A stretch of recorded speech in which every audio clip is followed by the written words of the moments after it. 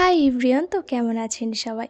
তো এইদিকে কিন্তু দুর্গাপুজো, লক্ষ্মী পুজো, কালী পুজো চলে গেল। তো তারপরে এসেছিল ভাইফোঁটা। আর এখানে কিন্তু আমার দুই পিসি হাজির, মানে আমার কাকাকে ফোঁটা দেওয়ার জন্য। আর এসেই কিন্তু এরা কাজে লেগে পড়েছে। আর এটা হচ্ছে আমার একটা বুনু, যার মুখে মানে খুব ভাগ্যক্রমেই একটু একটু হাসে মাঝে মাঝে, আর নাহলে মুখটা এমন করেই থাকে। তো চলো, এদিকে কিন্তু মুরগির ছালগুলো ছাড়ানো হয়ে গেছে। এখানে কিন্তু 3 বোনে মিলে পুরো একদম কাছা বেঁধে কাজ করতে লেগে পড়েছে। আর এদিকে কিন্তু আমার দাদু কাটছিল মুরগি, যেহেতু আমার বড় পিসি পোলট্রি খায় না, এর জন্য কিন্তু কয়লার নিয়ে এসেছিলো। এগুলো কাটা হয়ে গেল। আর খুব আনন্দও হচ্ছিলো, যেহেতু এখানে 3টে পিসি এসেছিলো, পিসা মামা সবাই মিলে এসেছিলো। তো খুবই কিন্তু মজা হচ্ছিলো। আর এই ভাইফোঁটার সময় সবাই যখন একসাথে থাকি তখন এমনিতেই ভালো লাগে। আর এদিকে কিন্তু দাদু একা পারছিল না বলে কাকাও কাটছিল।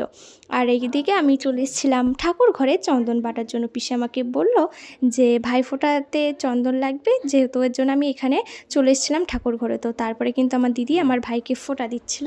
ভাইয়ের কপালে দিলাম ফোঁটা, জমির দুয়ারে পড়লো কাঁটা, যমুনা দেয় তারপরে কিন্তু আমাদের ভাইয়ের ফোঁটা দেওয়া হয়ে গেলে তারপরে দিচ্ছিল বোন ফোঁটা।